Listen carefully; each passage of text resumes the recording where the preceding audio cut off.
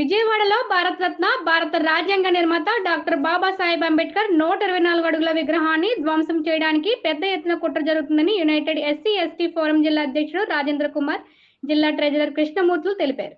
సోమవారం కాకినాడ ఇంద్రపాలెం వంతెన వద్ద వారు నిరసన కార్యక్రమం చేపట్టారు. అనంతరం వారు మాట్లాడుతూ రాష్ట్ర రాజధాని అమరావతికి చెరువులో ప్రపంచ గర్వించదగ్గ విధంగా రూపొందించిన అంబేద్కర్ విగ్రహానికి కూల్చివేసే ప్రక్రియలో భాగంగానే కొందరు దుండగులు చీకటి మాటన విధ్వంసానికి తెగబడ్డారని దుయ్యబడ్డారు. విజయవాడ అంబేద్కర్ విగ్రహానికి జరిగిన అన్యాయాన్ని ఖండిస్తూ ఈ నెల 12వ తేదీన కాకినాడ ఇంద్రపాలెం లాకుల వద్ద గల అంబేద్కర్ విగ్రహం వద్ద నిరసన కార్యక్రమం నిర్వహించడం జరుగుతుందని వారు పేర్కొన్నారు.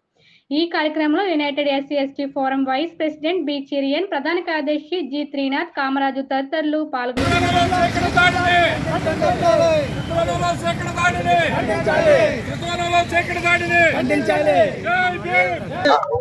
అంబేద్కర్ విగ్రహం అక్కడ మన విజయవాడలో ఉన్నటువంటి శృతివనంలో మరి దాని పెడస్టల్ మీద కేవలము మరి జగన్మోహన్ రెడ్డి పేరుందనే ఉద్దేశంతో దాన్ని పగలగొట్టడం అనేది మొదటగా వారు చేసినటువంటి తప్పు.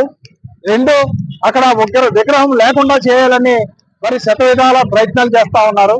ఈ ప్రభుత్వానికి మేము ఒకటే చెప్తా ఉన్నాం, రాజ్యాంగ నిర్మాతని యొక్క విగ్రహాన్ని తొలగిస్తే దళితుల యొక్క మరి ఆగ్రహాన్ని ప్రభుత్వం తప్పకుండా చూడాల్సి వస్తుంది.